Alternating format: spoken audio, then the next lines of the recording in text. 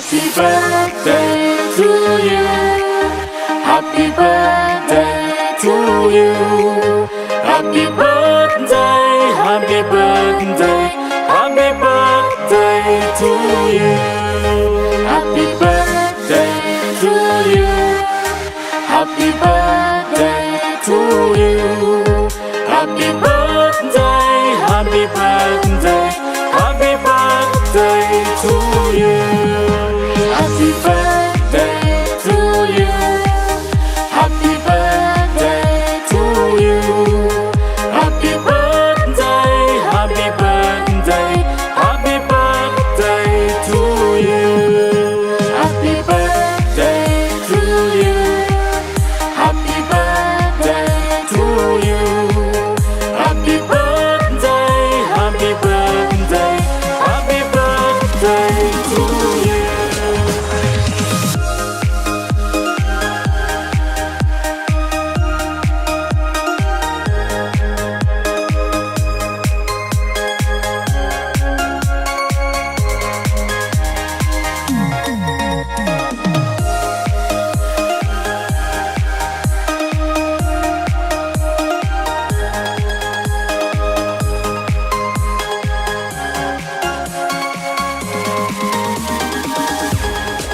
संसार में जो उत्पत्ति है, पशु पक्षी सुर नर असुर जलचर कीट पतंग सभी उत्पत्ति कर्म की है। जो नाना रंग कर्म है हमारे, हम काट रहे हैं। दुख भी आएंगे सुख भी आएंगे।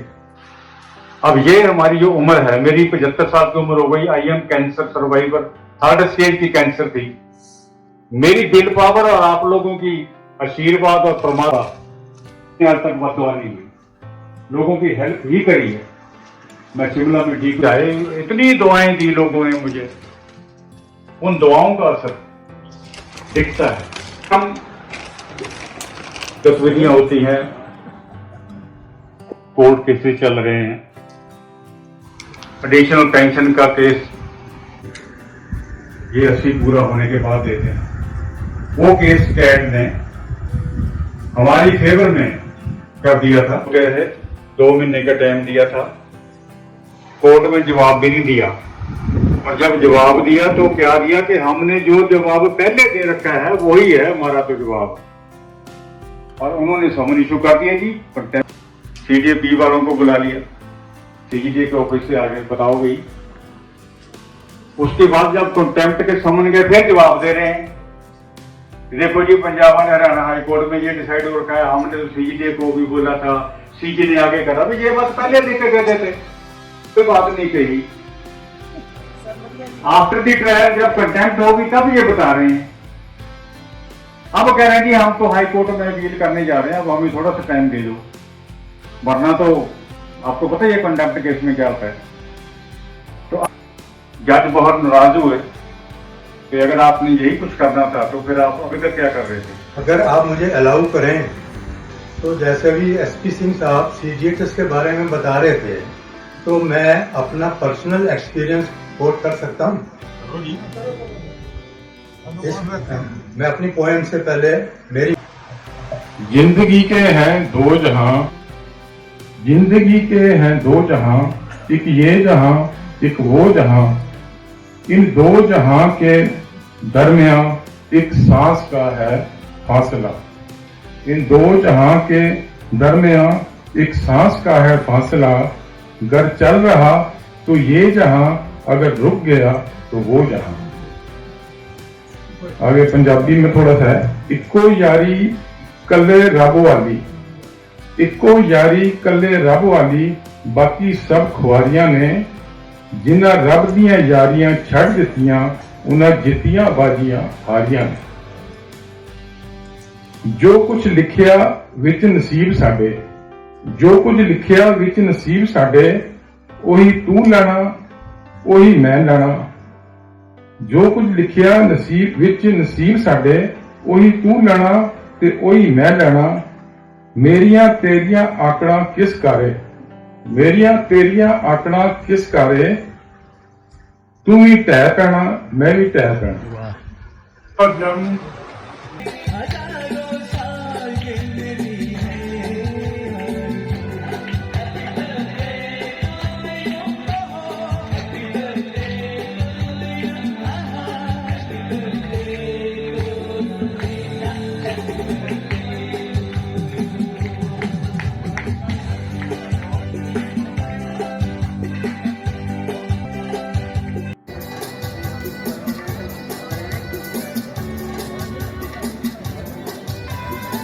he asked me what to say. Can you have PPT? ऐसी ठीक. So first of all, सबसे पहले बात करें कि डायबिटीज मेलाइटिस है क्या. तो डायबिटीज मेलाइटिस अगर हम लेमन टर्म्स में बात करें, it's just high blood sugars, या फिर जो 3 months वाली जो एवरेज शुगर है HbA1c levels that come out to be more than 6.5, then we label the patient at diabetic. ये अब उसको शुगर है, उसको सारे प्रिकॉशंस लेने पड़ेंगे प्लस माइनस टैबलेट्स और इंसुलिन, डिपेंडिंग कि उसकी शुगर का लेवल कैसा जा रहा है, with all the precautions, all the dietary and exercises changes. दूसरी चीज, एक नई टर्म जो इंट्रोड्यूस हुई है आजकल, दैट इज प्री डायबिटीज. कि अगर हमें ये है कि मेरी फैमिली हिस्ट्री बड़ी स्ट्रांग है और मैं अपने टेस्ट करवाता रहता हूँ और मैं प्री डायबिटिक रेंज में आता हूँ, तो मैं सभी से क्या प्रिकॉशंस ले सकता हूँ. तो प्री डायबिटीज हम बोलते हैं अगर हमारी जो ब्लड शुगर लेवल्स हैं वो फास्टिंग वाले 100 to 126 के बीच में रहें, और जो 3 months की एवरेज शुगर है वो हमारी 5.7 to 6.5 के बीच में रहे, दैट इज प्री डायबिटीज. इन सारे पेशेंट्स को सिर्फ और सिर्फ वो प्रिकॉशंस लेने की जरूरत है जो हम डायबिटिक पेशेंट्स को बताते हैं, but they don't need any kind of treatment. They are actually at high risk of developing diabetes in the near future अगर वो प्रिकॉशंस नहीं लेंगे. और इन सारे प्रिकॉशंस के साथ शायद हम उनके डायबिटीज के जो चांसेस हैं उसको काफी कम कर दें या डिले कर दें at least for that matter. Symptoms क्या क्या होते हैं डायबिटीज के? तो मोस्ट कॉमन जो सिम्टम होते हैं polyphagia, polydipsia and polyuria. Polyphagia होता है कि हमें अचानक से भूख बहुत ज्यादा लगने लग जाती है. एक एक दो दो रोटी खाने वाला इंसान 3-3, 4-4 रोटियां खाने लग जाता है, और उसके बावजूद भी in between meals also he feels hungry. दूसरा होता है पॉलीडिप्सिया, ये हमें प्यास बहुत ज्यादा लगने लग जाती है और हम बार बार पानी पीते हैं. और तीसरा होता है पॉलीयूरिया. तो पॉलीयूरिया होता है कि बार बार यूरिन आना. अब बार बार यूरिन आना एज के साथ एक प्रोस्टेट का भी मार्कर हो सकता है, लेकिन यंग पेशेंट है या इवन एजेड पेशेंट भी है, उसमें अगर फ्रिक्वेंट मेरी हाथों पैरों की नसों में दर्द होने लग गया अचानक से, जितना मैं पहले चल पाता था उतना चल नहीं पाता हूँ, इररेशनल अनइंटेंशनल मेरा वेट लॉस होना शुरू हो गया इंस्पाइट कि मैं अपनी डाइट अच्छी रख रहा हूँ, तो ये सारे फीचर्स हम बोलते हैं कि हाँ डायबिटीज के साथ एसोसिएटेड हो सकते हैं. जो हम कॉमन कॉम्प्लिकेशंस बोलते हैं कि डायबिटीज की, अब डायबिटीज हो गई ठीक है, लेकिन हमें उसे प्रिवेंट करना क्यों जरूरी है? हमें वो दवाइयां लेना, ये सारे प्रिकॉशंस करना, एक्सरसाइज करना क्यों जरूरी है? ताकि हम उसकी कॉम्प्लिकेशंस को प्रिवेंट कर सकें. डायबिटीज अपने आप में इंसान को नहीं मारती है, जो उसकी कॉम्प्लिकेशंस है वो इंसान को मारती है. वो कॉम्प्लिकेशंस क्या हैं? वो कॉम्प्लिकेशन किडनी को खराब कर सकते हैं जो हम डायबिटिक नेफ्रोपैथी कहते हैं, वो नसों को खराब कर सकते हैं जो हम डायबिटिक न्यूरोपैथी कहते हैं. हार्ट में वो कार्डियोमायोपैथी, हार्ट को फैलाना शुरू कर देते हैं, हार्ट की पंपिंग कैपेसिटी कम हो जाती है, और अगर अनकंट्रोल चलती रहे तो MI मतलब हार्ट अटैक वगैरह भी कर सकती है. ब्रेन में अनकंट्रोल्ड ब्लड शुगर स्ट्रोक कर सकती है.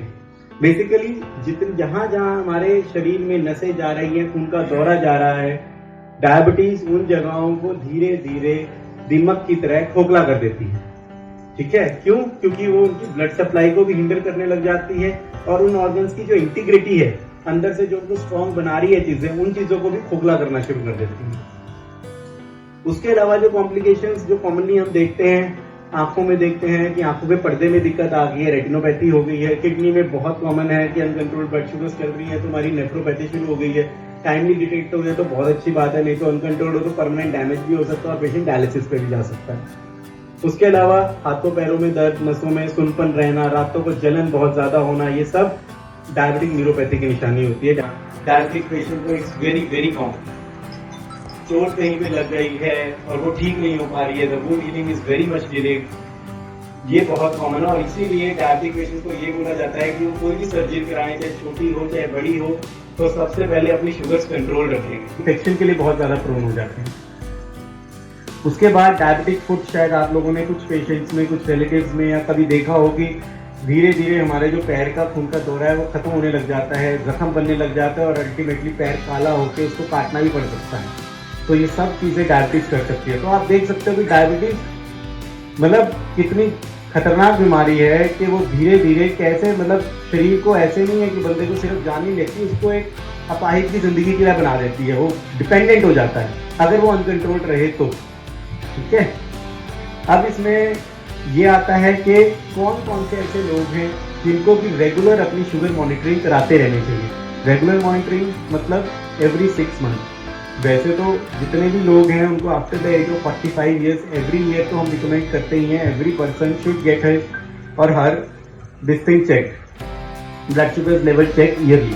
पर हर 6 मंथ्स पे किन लोगों को करवानी चाहिए? वो लोग हैं सबसे पहले मदर या फादर को, या इवन ग्रैंड पेरेंट्स को है, कि पेरेंट्स को नहीं है ठीक, लेकिन ग्रैंड पेरेंट्स को है, क्योंकि sometimes certain forms of diabetes जो होती है दे स्किप जनरेशन। आपके पेरेंट्स को नहीं होगी, लेकिन अगर आपके ग्रैंड पेरेंट्स को है तो आपको होने के चांसेस ज़्यादा हैं। दूसरा है ओबेसिटी। ओबेसिटी तो आज की डेट में मतलब हर चीज़ के लिए खतरनाक है। इवन कोविड में भी हमने देख लिया है, एज इतना मैटर नहीं कर रही थी कि पेशेंट कितना सिक हो रहा है, कौन निकल रहे हैं कौन नहीं, लेकिन ओबीज पेशेंट, अगर ओबीज यंग भी है वो चाह रहे थे, लेकिन जो पतले पेशेंट्स है 80 साल के हैं वो भी बच रहे थे। ठीक है, तो ओबेसिटी तो हर चीज़ के लिए रिस्क फैक्टर है हमारा। जेस्टेशनल डायबिटीज मतलब जिन फीमेल्स को प्रेगनेंसी के दौरान डायबिटीज डिटेक्ट हुई थी। अब डायबिटीज जो वैसे तो हम बोलते हैं 40 to 50% चांस होते हैं that can settle on its own once the baby is delivered. उसके नेक्स्ट 2 मंथ्स में जो प्रेगनेंसी वाली डायबिटीज है, गेस्टेशनल डायबिटीज है, वो सेटल हो जाती है। लेकिन in certain cases it can still persist. तो जिनकी ठीक भी हो जाती है दे हैव हाई प्रोपेंसिटी, तो आने वाली टाइम में उनको दोबारा डायबिटीज ना हो जाए, तो उन पेशेंट्स को फ्रीक्वेंटली अपनी ब्लड शुगर लेवल्स चेक कराते रहने चाहिए। दूसरा है कोलेस्ट्रॉल भी इनफैक्ट एक रिस्क फैक्टर माना गया है, जिसमें हम पेशेंट्स को बोलते हैं कि अपनी डायबिटीज फ्रीक्वेंटली चेक करें, स्पेशली वो लोग, पहली चीज जिनका जो ट्राइग्लिसराइड लेवल है मोर देन 250 रहता है, और दूसरे वो लोग जिनका जो HDL मतलब triglyceride is the bad cholesterol जिसको हमें कम करना होता है, HDL is the good cholesterol जो किसी दवाई से नहीं बढ़ता है, वो सिर्फ और सिर्फ एक्सरसाइज से बढ़ता है। तो वो हमारा अगर लेस देन 35 भी रहता है वो भी एक रिस्क फैक्टर है। उन पेशेंट्स को भी अपना जो ब्लड शुगर लेवल्स हैं वो एवरी 6 मंथली फ्रीक्वेंटली चेक करवाना चाहिए। पॉलीसिस्टिक किडनी डिजीज जो होते हैं, जो ये पेशेंट्स होते हैं, इनमें इंसुलिन रेजिस्टेंस बन जाती है। फीमेल्स को शायद इसका ज्यादा आइडिया है, PCOD उन्होंने बहुत कॉमनली सुना होगा अपने आसपास। तो उन पेशेंट्स में जो इंसुलिन रेजिस्टेंस बन जाती है उसके कारण they have the high propensity to develop diabetes. They should regularly check, get their blood sugar level check. अब मेन डूज एंड डोंट्स क्या है डायबिटीज में, मतलब हम क्या खा सकते हैं क्या नहीं खा सकते हैं, क्योंकि मैं मतलब समटाइम्स तो क्या it's very common specially in Punjabi population कि वो हमें कहते हैं कि नहीं सर मैं कहाँ मीठा कहाँ खाता हूँ, मैं तो मीठा छोड़ दिया है, मैं तो सिर्फ गुड़ ले लेता हूँ। गुड़ में कहाँ मीठा होता है, गुड़ तो हेल्दी होता है। ऐसा कुछ नहीं है। गुड़, शक्कर, खांड, चीनी, ये जितनी भी हमारे घर में स्वीटनर्स होते हैं, ये सब, इन सब का जो ग्लाइसेमिक इंडेक्स है ये बहुत हाई होता है। जूसेस वगैरह चाहे किसी भी तरह के हो जाए, चाहे हमने फ्रेश जूस घर पे निकाला हुआ है, चाहे हमने मार्केट का टेट्रा पपाया एंड गुआवा, ठीक है ना, तो ये 3 फ्रूट्स आप आराम से ले सकते हो। एप्पल तो दिन के 2 भी खा सकते हो, कोई प्रॉब्लम वाली बात नहीं है, ठीक है ना। जो हम अगर ब्रेड खाने की आदत है, वैसे तो ब्रेड भी थोड़ा सा अवॉइड करना चाहिए, लेकिन अगर ब्रेकफास्ट में ब्रेड लेने की आदत है तो we should switch over to atta bread. The whole wheat bread जो आजकल आते हैं उस पर स्विच हो जाना चाहिए।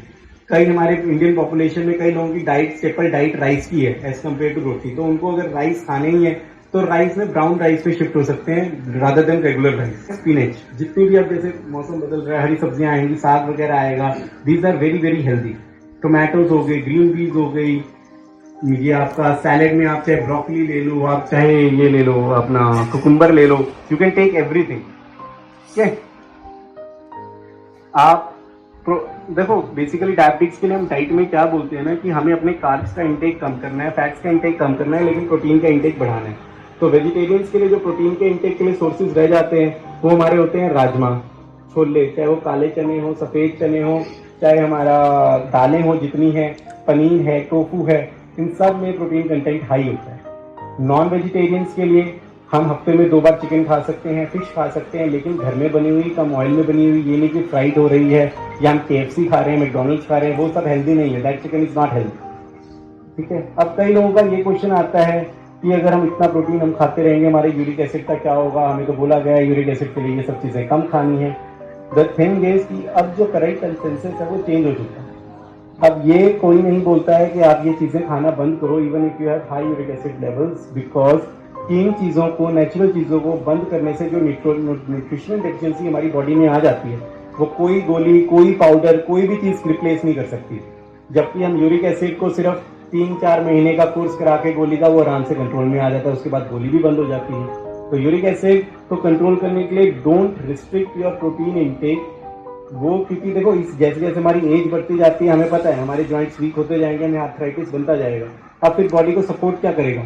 बॉडी को सपोर्ट करेंगी वो मसल्स जो जॉइंट के आसपास बनी हुई हैं। अगर हम प्रोटीन नहीं खाएंगे वो मसल्स भी जवाब दे जाएंगी। फिर हम चाहे TKR भी करा लें, नी भी रिप्लेस करा लें, लेकिन उसके बाद भी अगर नहीं चल पाए तो फायदा क्या? ठीक है, तो अपना प्रोटीन इंटेक हमें रिस्ट्रिक्ट नहीं करना चाहिए। अगली चीज जो हमारी आती है वो आती है जितने भी अभी मार्केट में ये फ्लेवर्ड योगर्ट्स आ रहे हैं या फ्लेवर्ड मिल्क आया हुआ है जो बॉटल्स में आता है, वो सब कोई हेल्दी नहीं है। घर में दही जमाओ या नॉर्मल दही ले लो, वो बहुत हेल्दी है, वो जरूर लेनी चाहिए। जो हम दूध भी लाते हैं, जो अगर तबेले वगैरह से लाते हैं तो अपना उसका मलाई उतार के पियो, और अगर आप वैसे मार्केट से लेते हो तो प्रेफर इधर येलो और ग्रीन। जो रेड वाला पैकेट या पिंक वाले पैकेट होते हैं वो प्रेफर मत किया करें। उसके बाद जो इतने भी डीप फ्राइड फ्रूट्स हैं जैसे कि पराठे हो गए, समोसे, पकौड़े, मैदे वाली चीजें, पिज्जा, बर्गर, मोमोज, चटनी, ठीक है कभी कभार वंस इन अ वाइल ले लिया कि हफ्ते में एक बार पराठा खाने का मन कर दिया, कोई खराबी नहीं, पर डेली बेसिस पे नहीं होनी चाहिए। ठीक है, ये सारी चीजें इनमें चाहे मीठा ना हो बट एक्चुअली जो हमारी बॉडी का मेटाबॉलिज्म है उसको वो डिस्टर्ब कर देती है। ठीक है, और उसमें डायबिटीज एक सबसे बड़ा पार्ट बन जाता है। अब एक कॉमन मिथ्स जो लोगों में लगते हैं उनको के सबसे पहला तो जिन लोगों को डायबिटीज नहीं है उनको लगता है कि हमें मीठा खाने से डायबिटीज हो जाएगी, मैं बंद कर देता हूँ मीठा। तो ऐसा नहीं होता है। शुगर्स का इंटेक डायबिटिक्स के लिए बंद इसलिए होता है क्योंकि उनकी बॉडी प्रोसेस नहीं कर पाती है, पर जो नॉन डायबिटिक्स है उनके हार्मोन्स उसी हिसाब से निकलते हैं जितनी हमारी शुगर इंटेक होती है। डायबिटिक का कारण अलग होता है, इट्स जेनेटिक्स, जिसमें कि हमारे या तो हमारी इंसुलिन प्रॉपर नहीं बन पा रही है, हमारी बॉडी ग्लूकोज का मेटाबॉलिज्म प्रॉपर नहीं कर पा रही है, किसी एंजाइम की फॉर्मुलेशन हमारी बॉडी में कम बन रही है। ठीक है, या फिर हमारी बाकी एक्टिविटीज की हम सीडेंटरी हमारा लाइफस्टाइल चल रहा है, मोटे होते जा रहे हैं, हम ध्यान ही नहीं दे रहे हैं अपने शरीर के ऊपर। ठीक है ना। दूसरी चीज है कि जैसे कभी कभार हमारे रूटीनली हमें ब्लड शुगर लेवल्स हाई आ जाते हैं और फिर हम ये इग्नोर कर देते हैं, नहीं मेरे को तो कोई सिम्टम नहीं है, रिपोर्ट गलत हुई। तो ऐसा नहीं है कि हर बार हमें सिम्टम्स आने ही हैं। ठीक है, इन 50 to 60% ऑफ डायबिटिक्स कोई सिम्टम्स नहीं आते डायबिटीज के, वो रूटीनली ही पता लगते हैं। ठीक है, तो अगर आपका टेस्ट पॉजिटिव आ जाता है देन कंसीडर योरसेल्फ डायबिटिक। उसके ये सबसे कॉमन जो सुनने में आता है, जैसे किसी पेशेंट की हमें टैबलेट से कंट्रोल नहीं आ रही है शुगर और अब उसे इंसुलिन पे डालना पड़ता है, तो वहां पे इंडियन पॉपुलेशन में एक बहुत बड़ा स्केयर है कि ओहो अब तो मैं इंसुलिन पे आ गया, अब तो नहीं इंसुलिन पे मत लाओ डॉक्टर साहब, इससे तो पता नहीं मेरे को क्या हो जाएगा, ये नहीं इस पे नहीं आना मैंने, मेरी लाइफ खत्म हो जाएगी, मैं कैसे करूंगा मैनेज। कुछ नहीं है। इनफैक्ट जो करंट गाइडलाइंस है डायबिटीज की, जो कि यूएस में और बाकी कंट्रीज में फॉलो भी होती हैं, अमेरिकन डायबिटिक एसोसिएशन ने जो बनाई है, वो ये कहती हैं कि हमें शुरुआत से ही पेशेंट को इंसुलिन पे शुरू कर देना चाहिए। क्यों शुरू कर देना चाहिए? ताकि जो उनकी खुद की बॉडी की इंसुलिन बन रही है, जो बीटा सेल्स हमारे पेनक्रियास में बना रहे हैं, वो बनाते रहें, ज्यादा लंबे समय तक बनाते रहें, वो डैमेज ना हो और ज्यादा, वरना तो उनके ऊपर ओवरलोड पड़ता रहेगा। आप एक जैसे जिम में आप एक ही मसल को मारते रहोगे, शुरू में तो बिल्ड होएगी, उसके बाद तो बेचारी वो भी थक के हार मान जाएगी ना। तो इसीलिए हमें शुरू से इंसुलिन शुरू कर दें, वो उनका कंसेंसस है। पर इंडिया में हम फॉलो नहीं करते हैं चीज, क्योंकि ना तो पेशेंट मानता है ना कंप्लायंस अच्छी रहती है। बट जब मान लो आपको इंसुलिन पे शुरू करना पड़ जाता है, जब आपकी टैबलेट से कंट्रोल नहीं आ रही है, तो आपको एक बात जानना सबसे ज्यादा जरूरी है, जो इंसुलिन होती है इसके कोई साइड इफेक्ट्स नहीं होते हैं। पुराने जमाने में जो इंसुलिन आती थी वो हॉर्स से बनती थी, अब जो इंसुलिन बनती है वो ह्यूमन से बनती है। तो पुराने टाइम की इंसुलिन के साइड इफेक्ट्स होते थे, जो अब टाइम की इंसुलिन है वो it is almost exactly same जो हमारी नेचुरल इंसुलिन बॉडी में बनती है। तो that is absolute free of side effects. सिर्फ लोकल हल्का फुल्का इफेक्ट ये कर सकती है, वो भी तब अगर हम एक ही साइड पे बार बार लगाते रहें, तब ये है कि लोकल एरिया जो है वहां पे लाइपोडिस्ट्रॉफी हो जाती है। लेकिन वो भी अगर हम साइड बदल के लगाते रहें, जो कि हम यूजुअली डायबिटिक्स को बोलते हैं, तो कोई दिक्कत नहीं आती है इंसुलिन से। फिर वो चाहे एक टाइम की इंसुलिन हो, 2 टाइम की हो, चाहे 3 टाइम की हो, उससे कोई फर्क नहीं।